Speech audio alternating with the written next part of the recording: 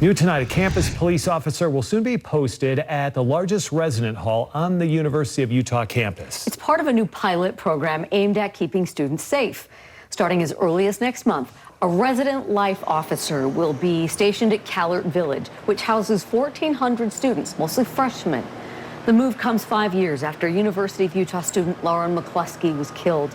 The school says the pilot program isn't necessarily a response to that, but rather an increased effort to keep students safe.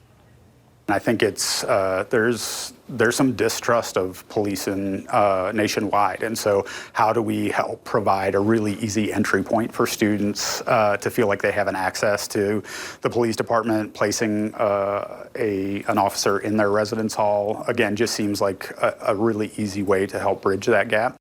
The school says this officer isn't there to be busting students for petty stuff, but more a person in a position of trust, there to help and to keep them safe. News specialist Debbie Worthen spent the evening on the U campus. Debbie, how do students feel about this program, this idea? Yeah, well, Deanie, we heard both sides tonight. We talked to one student who's now in her 4th year. She's a senior here at the U, and she says she doesn't trust the police on campus, and she doesn't feel like this program will even make a difference. However, others said it's a step in the right direction.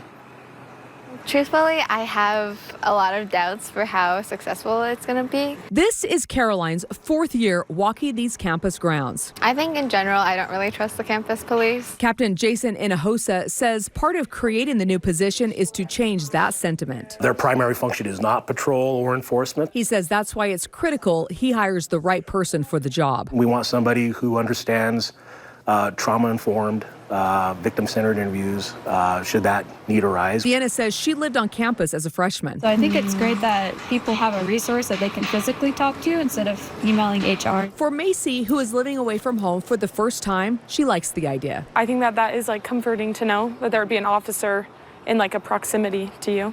Sienna feels it would be important for the university to introduce the officer to students at orientation, something Inahosa says is part of the plan. I think if you met them, like if the RA introduced them to the kids and it was like kind of a one-on-one thing and you like got to know them before the semester even started, I think it'd make a closer relationship and build trust with that person.